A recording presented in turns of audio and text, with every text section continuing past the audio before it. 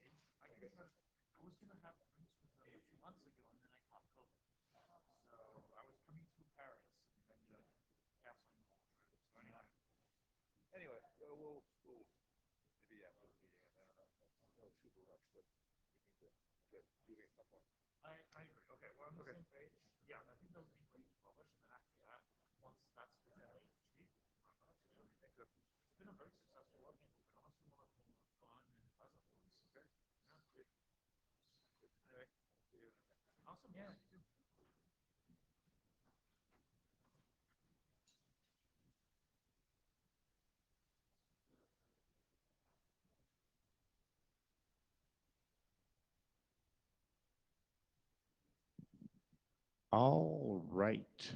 Hello, everyone. Happy Tuesday. My name is David Skenazi, and this is Miria Kuluwind, and we are Internet Architecture enthusiasts, and welcome to Iabopen. Next slide, please.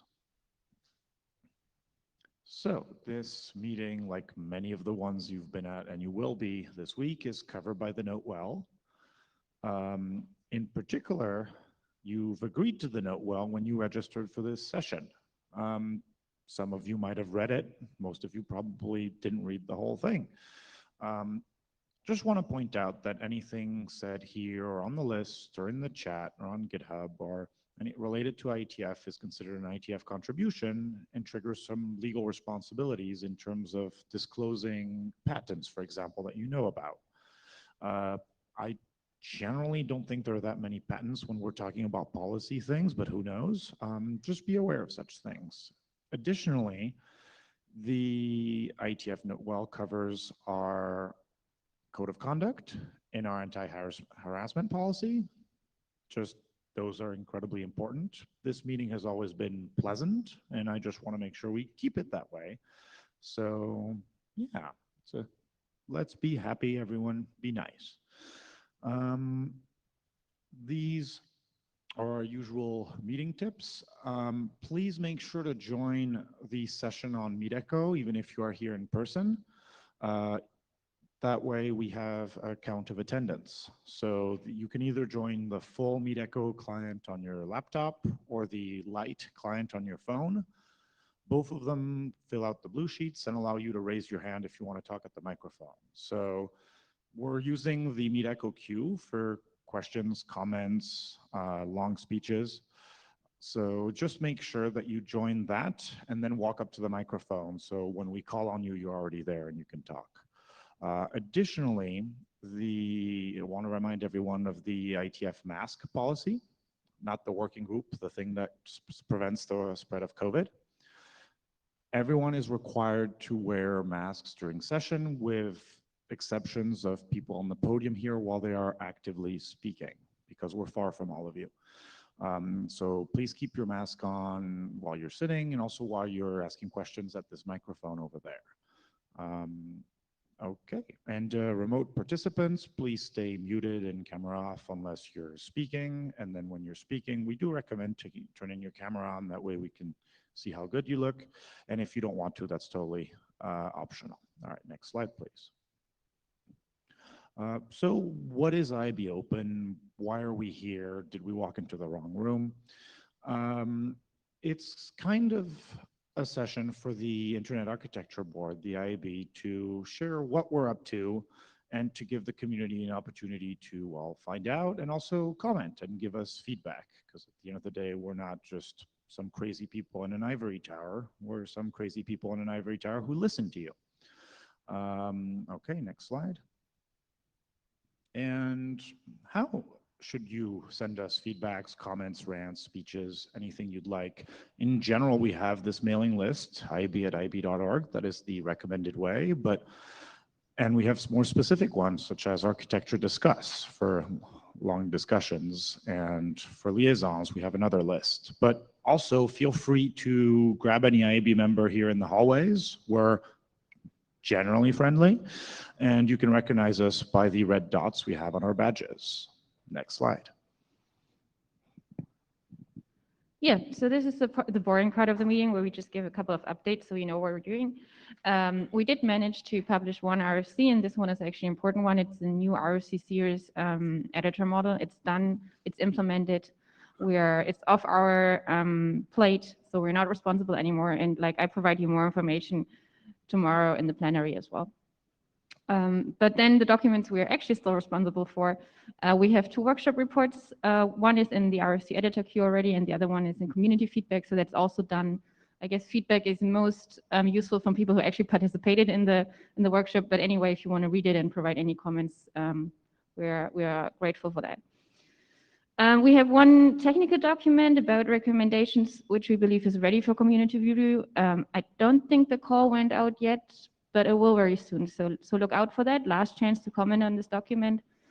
The IB thinks it's in good shape, and hopefully it's useful to the community. And then we have one more document which is under active discussion, and we know that this document has provoked a lot of discussion.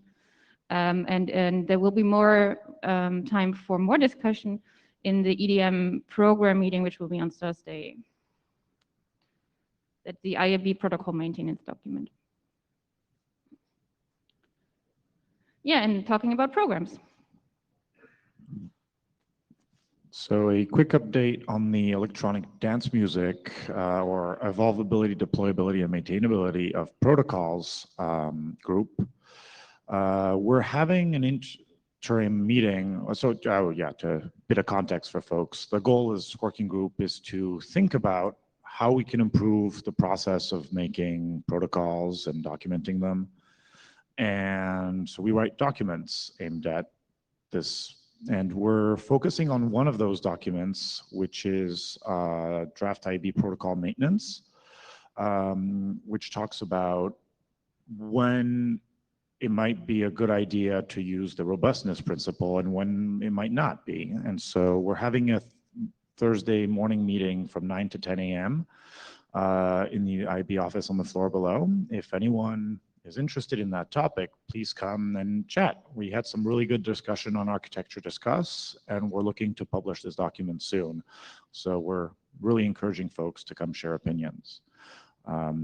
Thanks. Yeah, maybe one more comment. So this is a small room. It's an open meeting. Everybody is invited to join. But like if you're not actively participating, you might not fit, right? So it would be nice to have those people in the room who actually want to participate.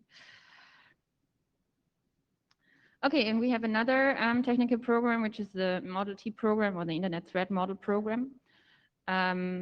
And this we reported a couple of times in the IAB open meeting, and the current status is that there was an interim meeting in April which discussed a little bit about what are the next steps for the program. And since then there wasn't much activity, there was much discussion, there were like a few small document updates, but we're not sure what the way forward is. And so we are actively considering closing this program now. That doesn't mean that like all the problems are resolved, or it doesn't mean that the discussion is ending here, but it means that probably the program doesn't provide the right venue for this discussion anymore.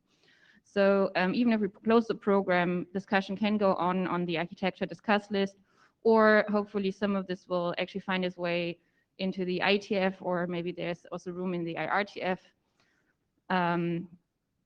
but the plan is to close the program. So we are still discussing this, but if you have any feedback, you can provide it to us now. I mean, not now, but you can send us an email.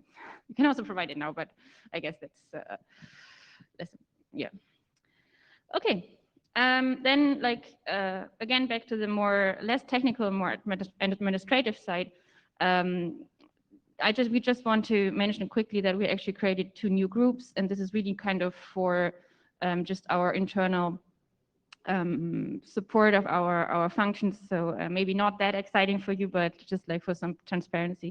We have a new group for IETF and IEEE coordination. This is actually not really a new group. This activity always existed. We just like home it now more officially on the data tracker. So hopefully that provides more visibility about the liaison work we're doing there. And this is kind of, it's a closed mailing list, but it's like experts are invited on a need basis. So it's like a moving group of people working on the coordination. And then the other new program is the IAB ISOC policy coordination group. This is really just to intensify our relationship with ISOC. We have a liaison, we talk to them quite often. And we thought that like having a group that can meet more often and can focus on topics and make sure we don't miss anything important will help us here. So this is brand new and hopefully it will improve our relationship with ISOC even more. Okay, next is liaison updates. Since last time we added a slide on this because we thought we want to provide a little bit more awareness about liaisons to the community. Not like a huge number of updates this time, but at least there is the RSEC committee, which is in the process of rechartering. So maybe that's information that's interesting for some of you. And then we will have a longer update from Scott, our liaison manager to ITUT this time to provide a more broader overview of what's happening in this organization. So that's also something new we're doing right now. And we go from, like we start with ITUT this time, and then hopefully the next times we give you some more updates about other organizations. Just in general, to provide more awareness and coordination between the different organizations. Okay, one more part here, and that's the more exciting part. Workshops. We are just sent out a call for a workshop that we're organizing in fall. The workshop is on management techniques in encrypted networks. And we really want to discuss how management can be improved in encrypted networks, and also like how management can be more secure eventually, and actually support user privacy and security. So what we're looking for is contributions about actionable requirements that are needed for network management. So things that like are not only aspirational, but like actually can lead to changes. And we're looking for people who are interested in actually working on this or provide solutions or just explain solutions that maybe have been provided already. So the call is out there. Please look at the IAB website there's more text explaining more stuff. And then if you want to participate in this workshop, you have to submit us a position paper by email. And then the workshop is, as always, on invitation. But if you submit a position paper, you have good chances to get invited. But we really want to know what your thoughts are in advance so we can organize a nice workshop. And then this is a little bit of heads up. We are discussing another workshop on environmental impacts of internet applications and systems. This call isn't out yet. But it's coming very soon. So the IAB already decided that we want to do this. The workshop will happen in December likely. So submission will be a little bit later in October. And we're interested to actually understand what the impact is. What are the right metrics to measure it, and what are the data that we have out there? And like what do we understand if you put everything together? So watch out for this. It's, as I said, the call is not out yet, but we will send it out very soon. Okay. Any questions on these updates?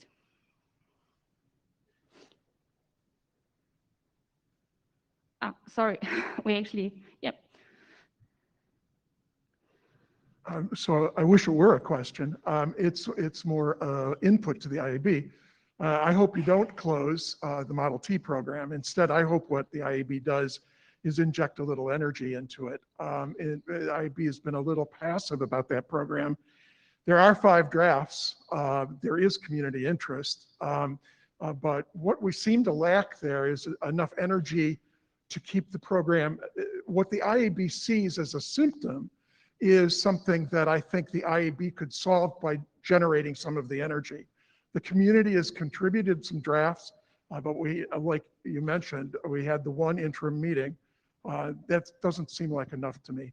So my input to the IAB on the Model T program is don't close it. And if the conversation takes place in the IAB about closing it, make sure that you have a place to go for those documents, right? That you've asked the community for input, you've got contributions, and you've closed the program. Please make sure that you have a concrete plan for what to do with the contributions that you've already got. Thanks.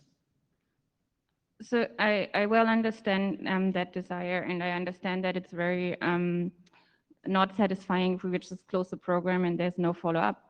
But what we see is that the purpose of this program, or the purpose of a lot of the IAB activities that we do, is to kind of trigger a conversation in the community, to point the community at gaps or topics that we think need further discussion. So that's when we created the program, what we wanted to achieve, and we don't see this goal achieved. So we don't know, like, if keeping the program around will achieve this goal. There are documents which have contributed to the discussion, but I think a lot of these documents were not considered as being published on the IAB stream from the beginning. So this might not be the right venue anyway for these documents. We had a discussion today that we needed venue for these documents. And I understand it's very frustrating that I just can't create it for you, but I don't think this venue will be in the IAB. And I can only act in the IAB, I can't act in the other part of the organization. So I think it's actually on you to bring these documents, to keep the discussion going and bring these documents into its right place. And one place we discussed, for example, is also there are some research groups which have a relationship here, like PRG or HRPC. So you might want to approach these chairs in these groups, or you also want to maybe go to the SEC area and keep the discussion going there. Thanks, Maria. So we see 2 people in the queue that aren't in the virtual queue. We'll allow your questions now, but please, in the future, everyone join the virtual queue. We want to make sure we're fair with the remote participants. And yeah, Yari, since you're the chair, do you want to, of the Model T group, are you responding to the previous point? I mean, if you're responding to the previous point, I think you're welcome to jump the queue. Let the queue drain first. Okay, thank you. Sounds good. Go ahead, and you can keep your mask when talking. Just keep the microphone close. It works really well. Okay, thanks.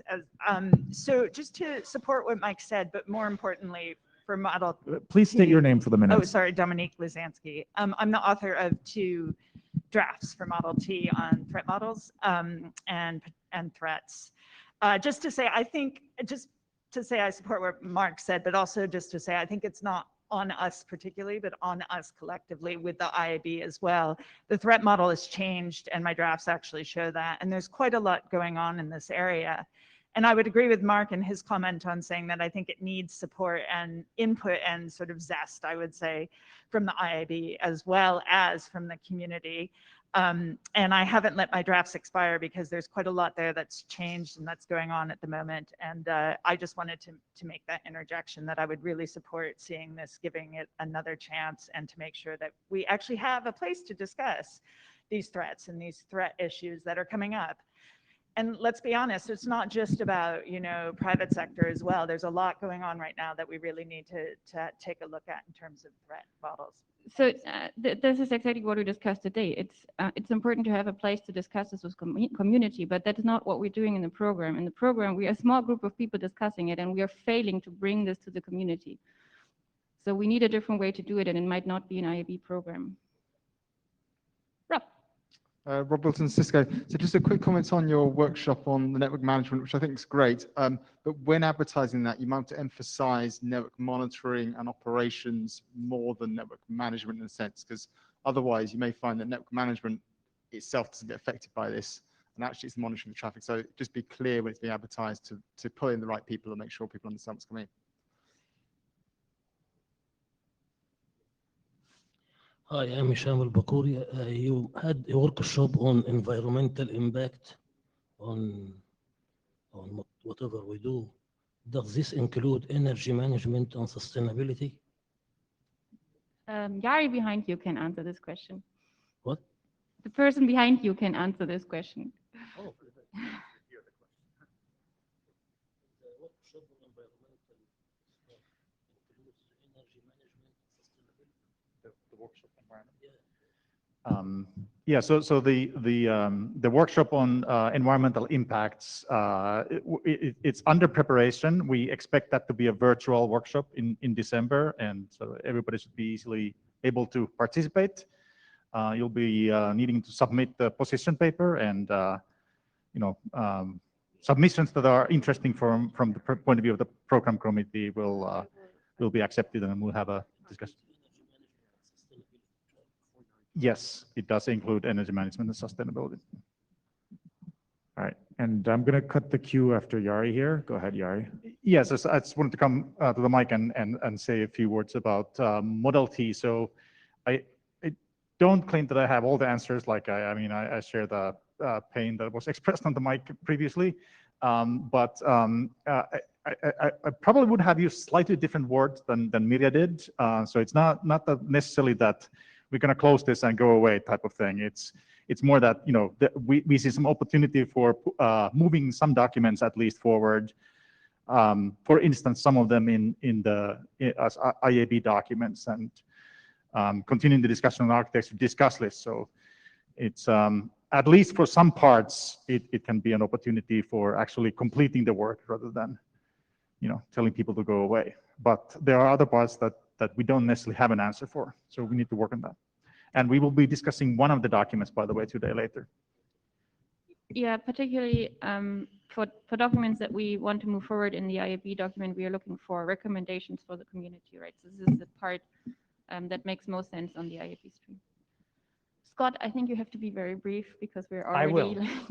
Way Yes, behind. I will be as brief as I possibly can and still transfer some information. So, greetings, everyone. I'm the Scott Mansfield from Ericsson. I am the ITUT liaison manager between the IETF and the ITUT, and also from the ITUT to the IETF. So I tend to write liaisons to myself quite a lot. So what I've provided here, and this is a presentation that's up on the website, so I'm not going to read every word on this slide. People can read. I just want to point out a few things if there's particular information that you're looking for. And then I'm here all week, so if you need to discuss anything in here a little bit more in depth, just contact me, send me an email. It's scott.mansfield@ericsson.com, very easy. So there are many things that we deal with when we're talking between the ITUT and the IETF. And so there's technical impact things, there's policy impact things, there's geopolitical impact things. So depending on what you're really interested in, take a look at those things and then decide if there's anything that you might want to talk to me about. For instance, the ITUT focus, there's some topics there. They tend, the ITUT, if you don't know, part of the ITU, part of the UN, they like to look at things from the top down. So they always have whatever the latest buzzword is, there's going to be a quantum thing or a digital twin thing or whatever. But what that means to the ITU is different than what that kind of thing means to the IETF. So it's important to keep that in context. So you go to the next slide. So what I provided in here, and there's even more now. There was even a couple more liaisons that came in this morning, even after I sent you this particular version of it. But go to the liaison tracker, the online thing, and you can see all of them. You can sort. And so there are several liaisons that we've received. Lots of them are for information. Some of them are for action. I chair a joint collaboration activity on IMT 2020. And that liaison just came in this morning. So if there's any group that has work that they're doing associated with 5G or the transport of 5G, those are the types of things that we would like you to send back to the ITU so we can keep a database of all the work that's going on, mainly so that we can avoid duplication of work. If the ITUT knows that work is going on in a particular area, they don't have to start it all over again, right? So go to the next slide, just real quick. So there's another slide of liaisons. There is, actually this isn't the newest, well, that's fine. So there's a whole bunch of drafts on trust and quantum. So if you like trust, if you like quantum, the ITUT Study Group 13 meeting just happened the first 2 weeks of July. They produced quite a bit of work. These are some recent drafts. So the next slide. I'm going to do this. And then so the activities, there are joint collaboration activities and focus groups and correspondence groups and roadmap style work. So if you don't know what those things are, you can come and talk to me. But the groups that are very active in Study Group 13 right now are identity management, autonomous networks, machine learning data sets. This is a new correspondence group that's been created so that you can discuss how to standardize the transfer of data set information when you're dealing with machine learning. Next slide. Whole slew of new work items, an eye chart. This is just Study Group 13. There are 11 study groups in ITUT. There's a lot to look at. This is the newest work in Study Group 13. Study Group 20 is going on this week. In a couple weeks, Study Group 17, which is security, is going on. And then Study Group 15, which is transport related, is going on in September. Lots of stuff going on. You can see that. These are the joint collaboration agreement links. If you're interested in any of these, you can click on them and see what their latest work is. Next slide. This is the information about quantum information technology for networks. These are the deliverables that they've already sent out. So if you're interested in that, you might want to take a look at that. Next. Now, from a geopolitical standpoint and from an organization standpoint from ITUT, there are some humongous meetings that have been going on. Because of COVID, these meetings were supposed to take place in 2020 and 2021 and 2022. Well, the meeting that was supposed to take place in 2020 happened a couple months ago, and it was called WTSA. This is the one that organizes the work for the ITUT.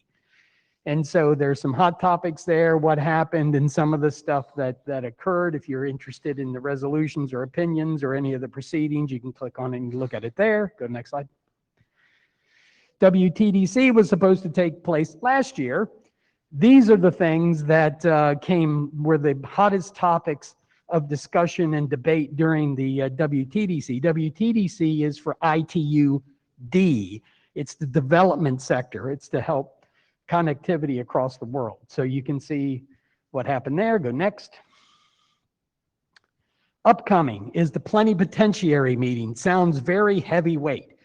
Actually, what it is it's the one that elects the new Secretary General of the ITU. So this is a big deal. This meeting happens, it's 3 weeks. It's in Bucharest, sorry. And the topics of this are internet governance is a huge topic. If you care about policy, if you want to see what some of the stuff going on in the world, you can look at that link. There's the AI is going to be a big topic, things about Open RAN and open standards and open stuff. There'll be more discussions about that and high-level resolutions coming down. The important thing that may be lost on some people is the plenipotentiary is a treaty-binding meeting, which means laws can come out of this thing. It's something that matters to member states. So if you go to the next. Upcoming meetings, I've already said those. That's it. Yep. Thank you. Yeah, look up the slides if you have any questions, follow the link or talk to Scott. I think that's the easiest way. So we're going to have a talk from Yari about data minimization.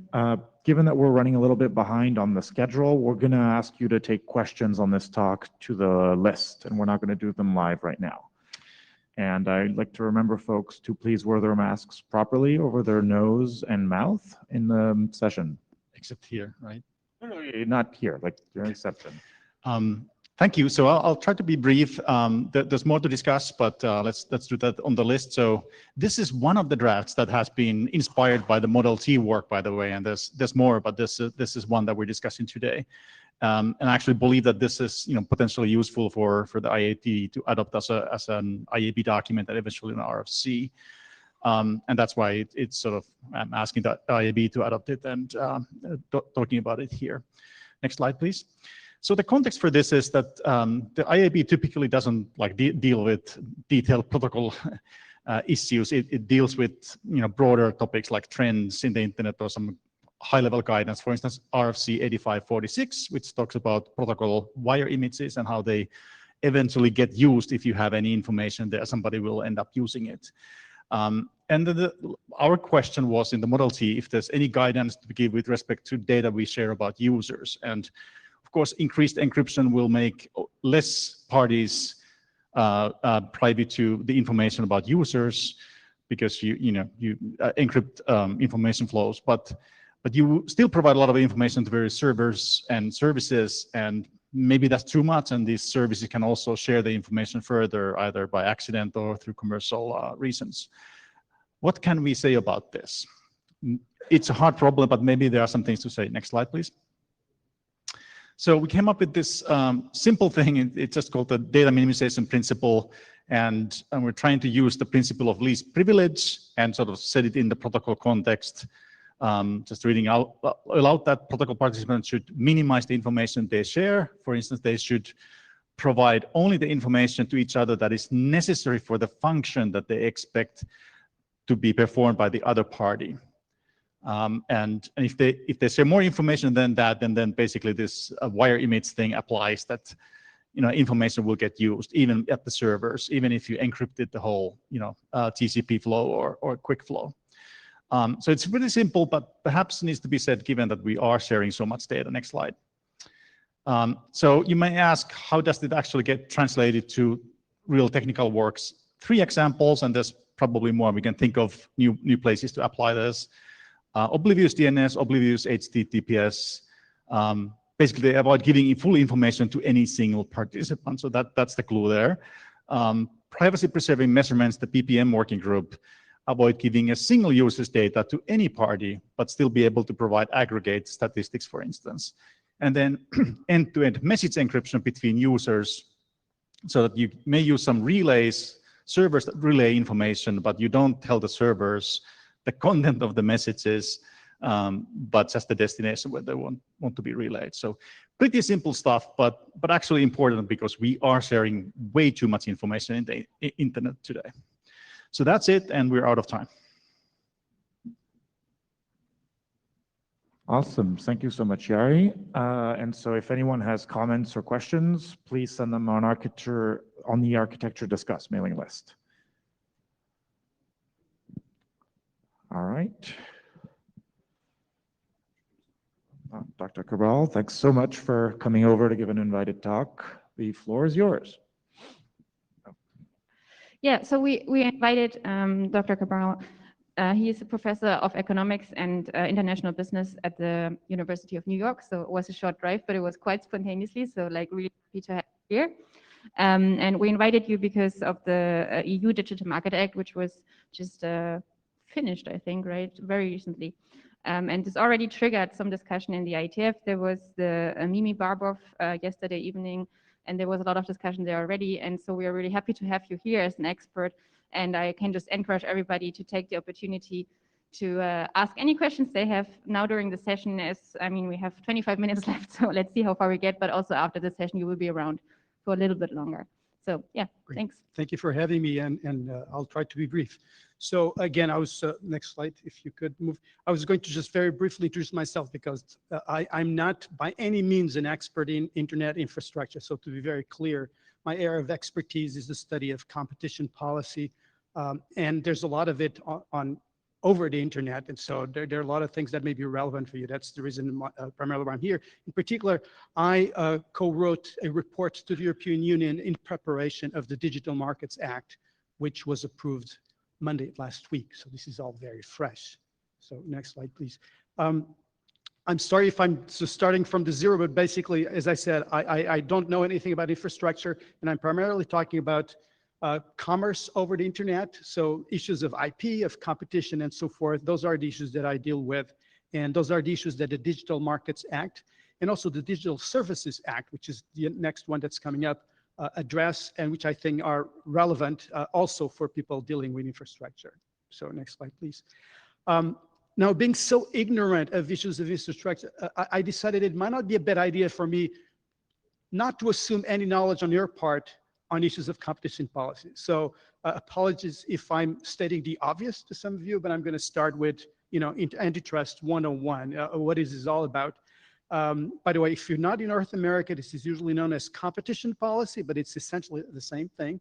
It's a set of institutions and laws that govern the way commerce is done, not just on the internet, but more generally.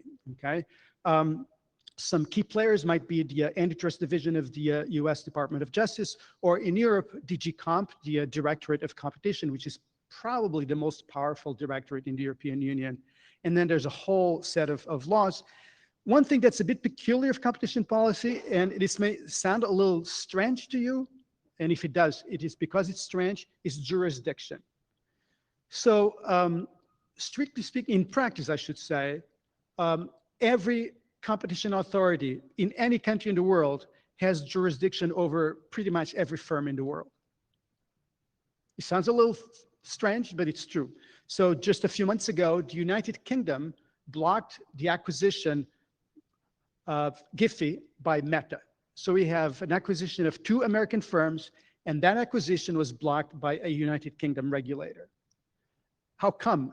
How did he find that jurisdiction? Well, to the extent that Meta and Giphy want to do business in the UK, they have to follow their rules. If they say you cannot do that acquisition and they cannot afford not to do business in the United Kingdom, then they have to follow whatever is imposed on them. So this is so much, it's very different from what we find in these meetings, and because it's not so much about global cooperation, it's very fragmented. Next slide, please. Just again, 3 minutes for those of you who are not aware of, competition policy has evolved a lot in the past 30 years. In particular, one thing that we've noticed is what my colleague Thomas Philippon refers to as the Great Reversal. It used to be primarily a US-based tradition of being very tough on how firms compete and so forth, whereas Europe did not have a lot of that. And in the past 30 years, there was a complete reversal between the two sides of the Atlantic. And now it's the European Union that's been really the leader in trying to enforce rules for level play field in commerce in general, and in particular on the internet. And I think this is particularly important when it comes to digital markets. And that's sort of when I'm coming to, next slide, please, my point, which is the Digital Markets Act. This is all very fresh. As I said, it was approved on Monday of last week. So we're just living through it right now. And the goal is to restore some level of competition in digital markets. And what I mean by that is, the usual suspects, Google and Apple and Amazon, Microsoft, Meta, and then maybe other smaller platforms, which are referred to in DMA as the gatekeepers. And I think if I had to divide the structure of the DMA, I would say there are 3 parts that are important to it. One is defining who are these gatekeepers, because we have first to say who are they who are going to be regulated. Second, the list of do's and don'ts. And I want to talk a little bit about that. And finally, how does this work in practice? How do you implement this? One thing is to have a law in theory. The other thing is how this is going to work in practice. So what I want to do in the next 3 slides or so is to go over these different parts in greater detail. So gatekeepers, there's a bunch of articles that define that. And I'm just giving you just a little bit of the tip of the iceberg. It's basically, as I said, the usual suspects, and basically come up with rules that would essentially include them. So you have to be large, you have to be have entrenched power, in other words, have dominated the market for quite some time, and you have to have a core platform service. So it could be Google search engine, it could be social networks on Facebook and so forth. And there's an article 15.1, that says that the European Commission will conduct market investigation to decide whether a certain corporation should be or should not be included as a gatekeeper and therefore subject to the regulations in the DMA. Next slide, please. And the core of the DMA, and this is probably what you should probably pay attention to, everyone should be, is chapter 3, which is the list of do's and don'ts. Let me just say that, I mean, if you ask me, does this have the potential for being a big deal?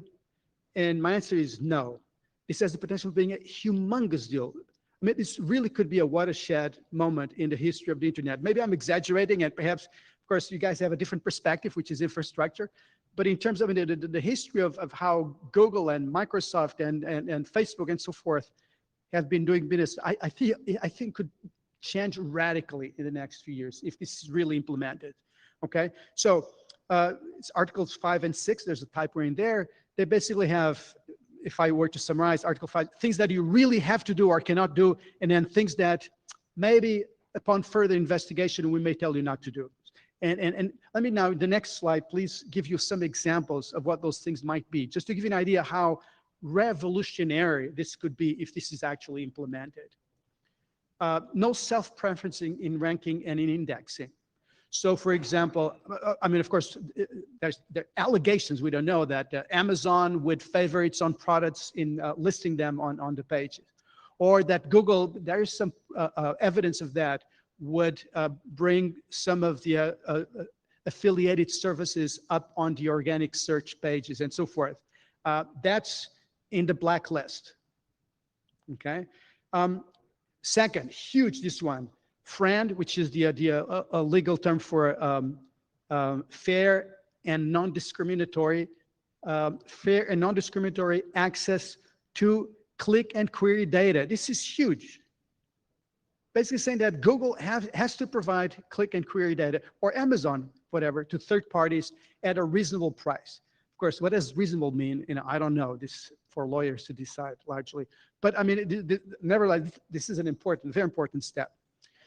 Interoperability. There's a lot of instances where I think it will be important. One of them that's dealt with in DMA is for example, for messaging services.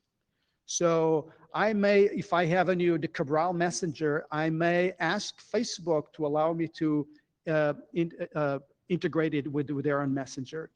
Now, of course, the devil is going to be in the details, how that's going to be done. But at least the idea is that this should be important. Same thing for app stores, which are basically a huge monopoly by Apple and Google right now. No restrictions on transactions off the platform. This is getting a little technical, but for example, Amazon does not allow sellers who sell through Amazon to set a lower price elsewhere. Sounds a little crazy. It is crazy, but it is true. It's one thing that they ask.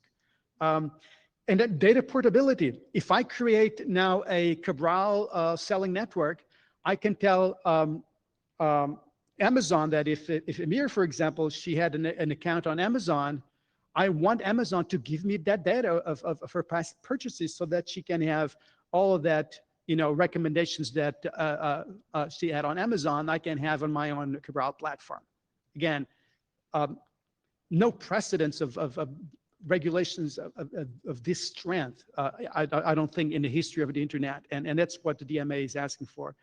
And finally, notification of acquisitions. Since 2000, GAFAM, the 5 top firms, have made close to 1,000 acquisitions, and only one was blocked. That was last year, and it was Giphy, the acquisition of Giphy by Meta.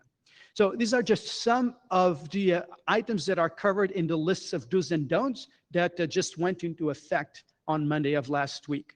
And as I said, I mean, if this is applied, this is really a watershed in the history of the internet, as far as I can tell. Next slide, please. So non-compliance, again, this is huge. The commission has the rights of Article 21.1 of conduct on-site inspections. I mean, I think it's pretty draconic, but it's written there. I still don't know exactly how to interpret that, but I'm interpreting the way it's in there, that I can just walk in, your firm and ask you for the data, for your emails, for everything.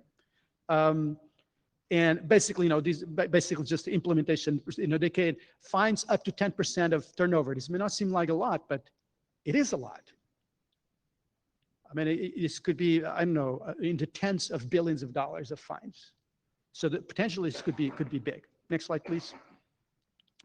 And so it's on as of last week. Okay. I think this has the potential of being huge, but of course the devil is in the details. How is this going to work? And I think one very important difference with respect to the past, in the past, competition policy has been left to lawyers and some economists. And I think one of the reasons why this is very revolutionary, this is going to create an enormous demand for people like you. Because, I mean, how on earth can the European Commission know that Amazon is giving preference to its own? No, I need to have ways of I don't know, of finding out whether they are giving access, interoperability, whether they're actually sharing the right data, and so forth. I mean, there's so many ways of not following the rules. And this is not something that a lawyer can figure out. This is something that will require a lot of expertise. And this, to me, is the biggest problem. The Commission has very limited staff, and in particular, very limited technical staff. And I think this will be the biggest challenge to see whether they can actually face up to the big giants and force them to apply the rules that are being defined by the DMA. So we'll see in the next few years. And let me just say that in addition to the DMA, another big thing that's coming out is the Digital Services Act. And that covers issues like liability, free speech, and things of that sort. So non-technical issues, but nevertheless, very important issues by large digital corporations. And I think, like I said, I think it's great that the European Union is taking the lead on that. Traditionally, the US was really the country where competition rules were more enforced and more likely enforced. But in the past few years, things have kind of been reversed. Regulators in the US have essentially been asleep when it comes to antitrust. And so it's probably a good thing that the European Union is taking on that role. So thank you. And I'll be happy either now or later on, perhaps I can stay here for a little longer and answer questions you might have about the DMA. Again, thanks for having me. Yeah, no, thank you so much. Can we, no, actually, yeah, well, we have questions, so stay here, don't run away. So let's see, Wes, kick us off. Thank you very much. Very interesting talk. And I hope, that it actually comes true to some extent, that it promotes interoperability at layers higher than we typically see in the IETF these days. Everybody wants walled garden lock-ins, and they use base HTTP and TCP and the layers that we know about, and then it sort of stops because they're trying to get vendor lock-in. What I worry about and what I'm curious about is, does the document, which I have not read, I apologize, figure out a way to avoid some of the legal loopholes, right? So you talk about, they want to mandate instant messaging, right? I could very quickly see the companies going, okay, we're no longer doing instant messaging, we're now doing something different, right? So they're always trying to keep one step ahead and get, sort of more lock-in. Is there any sort of protections of, that the list is not this fixed list that, is going to be out of date in 3 years? So I think you're asking the right question. And I actually don't have an answer. I mean, the answer is no. It doesn't have it here. And there are a lot of loopholes. I mean, one is, for example, encryption. You can say that, well, I'm WhatsApp, and I have this technology for encryption, and if you don't have that, I'm not going to allow you to interoperate with what. I'm just giving you as a possible example. There are myriad ways, and of course, the large corporations have a lot more technical people who can do those sort of tricks. And that's, I think, the reason why I say that the devil is in the details, whether the Commission will be able to actually implement this in a way that it's practical and that prevents all sorts of loopholes and tricks that the large corporations may implement to do away with that. And one of the problems that you also point out, which I think is important, I mean, one possible downside of this is that they will just stop offering a lot of services. I mean, if that's how you want to do it, then I'll stop doing it. I don't think so. But a lot of people, of course, I mean, the large corporations are already saying that. It was part of the lobby by the large corporations. Well, if you're going to start regulating us like this, we're going to stop offering search on Google. Well, come on. Or so I don't think it's a credible threat. I'd just like to note, you really scared me when you said companies are going to start implementing their own encryption algorithms again to get around the interoperability problem. I'm now quaking. Hi, Stephen Farrell. Thanks again for the talk. That was good. So a related question is Sort of mic, sure. please. Related question is how. So the defining interoperability is obviously going to take a while. From the kind of regulatory side of it, how would you see that process happening, and how long might it take, or is it just nobody knows yet? So one thing that I did not mention is that the DMA does include the possibility, in fact, suggests that there would be a dialogue with the corporations that are considered gatekeepers so as to implement that. I mean, I think the Commission understands that they don't understand things. And so the idea is that there will be some sort of a dialogue with the gatekeepers and perhaps some interested third parties. I mean, DuckDuckGo, for example, I mean, they've been clamoring for ages that they want access to indexing and so forth. So my guess is that the Commission will call Google, listen, we need to do something about this. And then it will call DuckDuckGo as well to tell, you guys are the experts, tell us exactly what you need and then negotiate that with them. So DMA does not have in detail exactly what this means, it just creates a platform, as it were, for this to be implemented. Okay. Largely by means of dialogue. Great, thanks. And as a follow-up, I guess I presume there's no mention of things like the IETF so far in those documents. I don't know. Okay. It's a good question. I think there's a mention of third parties who will be relevant. I don't know that there's IETF is mentioned specifically.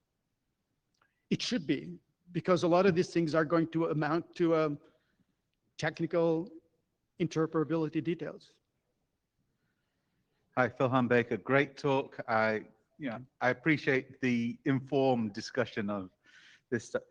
I want to ask about switching costs. See, the thing is, at the moment, we're talking about competition policy, and company A can fairly compete with company B. I don't care about the companies. I care about Alice and Bob. And Alice in one walled garden can talk to Bob in another walled garden is an improvement. But the real thing for me is Alice, who is in one walled garden, can get up anytime she chooses and move to another walled garden of her choice without losing all her friends, losing all her contacts, losing etc. So is there any sign of that sort of movement coming onto the agenda yet? So I think that's the right question, and I think that's one of the areas where the DMA is very specific. Now, whether they can get it is a different story. But I mentioned the example of I have my Amazon account, and suppose that there's another platform that has. Amazon is obliged to provide a third party all of the search information that they use of me, all the information they have about me, that would allow the third party to provide exactly the same quality of service in terms of recommender systems. That's the law. Again, the devil's in the details. I mean, I can think of 100 ways that Amazon could screw things up for the third party, and that's where I believe technical support is going to be so important. Lawyers are not going to be able to do this, or economists for that matter.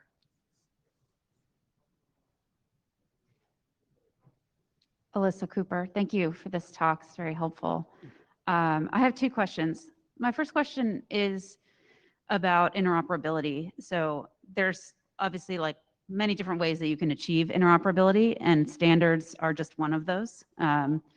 And so I'm curious whether there's a sense that you have from your perspective about whether the European Commission has preferences about how this interoperability is achieved. Like, obviously, in this venue, we like standards a lot, and we like to do things on an internet scale. So a sort of one-to-one dialogue, with each gatekeeper where they negotiate bilaterally how they're going to achieve this interoperability is suboptimal from our perspective. And you listed out, I mean, there's a number of areas where interoperability appears to be a goal. It's very explicit with respect to messaging, voice, and video, but there's lots of other ones in there around the data sharing and the ads ecosystem and search and all of that. So I'm just curious if you can glean whether they actually would prefer to see standardized solutions to some of these things, or whether they're kind of indifferent. And then the sort of flip side of that second question is, there's my understanding of other pieces of European Union legislation where they're much more explicit about the standardization requirements, where they actually, detail them and then delegate them to the European standards organizations, or for like in the Data Act, where they talk in cloud switching about the need for standards or interfaces, and it's much more explicit, at least in my reading, than it is in the DMA. And so I'm wondering if that's meaningful, like the fact that there is no explicit language in there about standardization, whether we should read something into that as far as, whether it was put to the side because it was not viewed as a viable option, or if that was just part of the political process. Right. Two very good questions. I mean, I'm probably going to repeat myself a little bit in here, but the DMA was created by a bunch of politicians, lawyers, and economists who know nothing about technical details. And it was largely an exercise in reverse engineering, saying, here are some problems that we have. We have to deal with Apple. We have to deal with Google. What is a law that would kind of relate to that? And so in answer to your question, I don't think there are any preferences because they have no idea. Pardon my sincerity. And now you're on the record. They have no idea how to do it. And honestly, I really think that this is an area where you could make an enormous contribution, because the DMA, that's a part I don't like. It's a bit of a patchwork of things, which is clearly guided by the problems that people have, not by a general theory of how it could be. But ultimately, as one of the previous questions said, I think the goal is to end with closed systems. The internet right now is a series of enclosed gardens, enclosed systems that do not allow for competition. App stores, search protocol, and so forth. And so the idea is to the best that we can try to end that. What's the best technical way of doing that? I don't know. And I think, honestly, I think that the European Commission would be delighted to have IETF or IAB contributions in that direction. But I also think that probably depends on what type of problem you're talking about, because an app store is very different from search, which is very different from algorithm. I mean, there are different types of problems on the commercial part of the internet. I don't think there's one size fits all in terms of regulations. Thank you. Thank you. We have Christian next remotely, and we are close to time. So Christian and Mallory, can you please keep it short? And I'm cutting the queue after Mallory. Thank you for the talk. It was very interesting, and it's interesting to see that people are trying to address competition issues. I am a bit scared by what you have mentioned about sharing data. I mean, you mentioned competition as being a big issue in the internet, and it is. But there is another big issue, which is surveillance, which is the fact that companies are acquiring data about you to either sell products or even steer you towards particular goals, behaviors, and all that. And when you say, okay, now everybody can negotiate with Google or Amazon and get all the clicks of their users, that seems to me like a liberalization of surveillance. In the old days, only Amazon and Google and a couple of big guys could do that. But in this brave new world, anybody can get all the data all the time. And that seems scary. My answer is I agree. I have to agree. I think much of what you're talking about right now will probably fall under the Digital Services Act, which is the next act, as it were, that the Commission is putting, which includes issues of surveillance, issues of monitoring free speech, issues of basically liability for users' actions and responsibility for the user's privacy. I don't know much about the Digital Services Act, but as I said, I think your question probably refers more to that. I mean, regarding the example that I gave of Amazon search data, you can think of that as in the old days of telecommunications, number portability, I mean, there's kind of similar idea. I need to have a system whereby it's very easy for me. If I want to go from a phone company to another phone company, I can do it tomorrow at a very low cost. It's the same thing when it comes, you know, if you switch a different browser, you would like to have a way that all of your bookmarks could be transferred very easily. That's the kind of thing that the DMA is asking for in here, is making it easier for the user to switch from one system to another system and to impose the obligation on the platform to provide that data. So this is not a violation of privacy. This is data that I know that Amazon has about me. And in fact, I'm glad that Amazon has about me because they make very good recommendations. But I'm sick of Amazon. I want to move to Cabral platform. And I want Amazon to give the Cabral platform all of that data so that I can have a seamless transfer of services from one platform to the other. So I don't think here it's so much, I don't think it's an issue of privacy per se. It's an issue of not allowing the firms to have proprietary rights over user level data.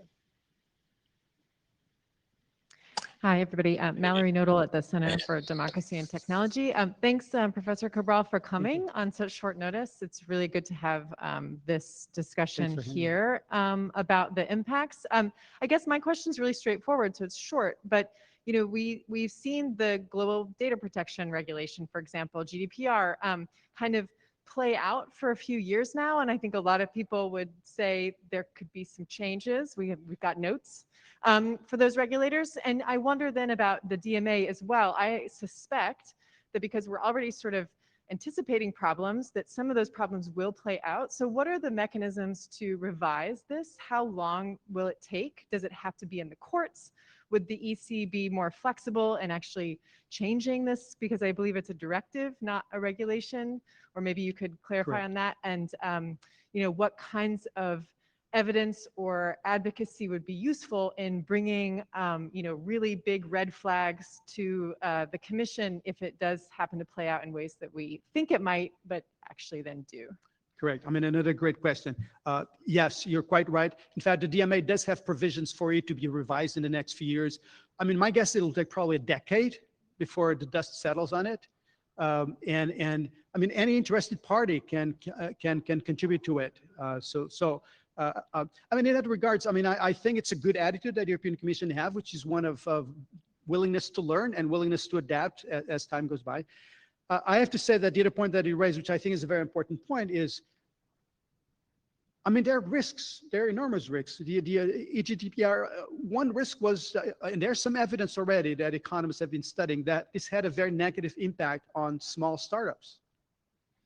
Because, you know, if cookies, I mean, information about consumer data is what made many of these startups survive and thrive. And if all of a sudden you cannot do that, it creates an enormous barrier to entry for new startups. So I mean, clearly there are risks. I mean, for example, in the US, I don't know if you're aware of that, but one of the proposals Senator Warren and other people have been proposing is to have a complete moratorium or complete prohibition of acquisitions of startups by large corporations. Like I said, there's been about 1,000 since 2000.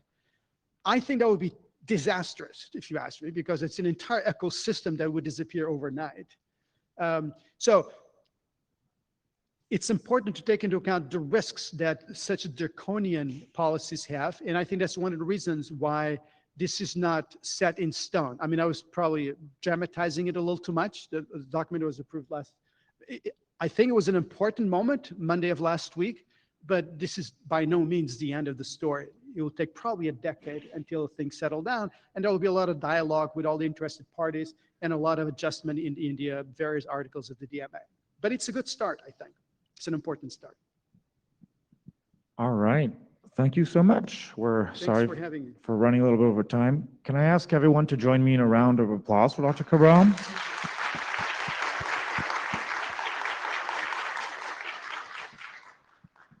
Thanks so much for coming over and for a great talk, because I've been hearing about this so many times, and now I feel like I understand a little bit more, and I'm terrified. All right, this is a wrap of the Iabopen session. We will be back in person at the next IETF, barring another pandemic. And we'll see you in the meantime on the mailing list. Thanks everyone for coming, and have a great rest of your IETF week. And if you want to ask Dr. Cabral questions, he's right there.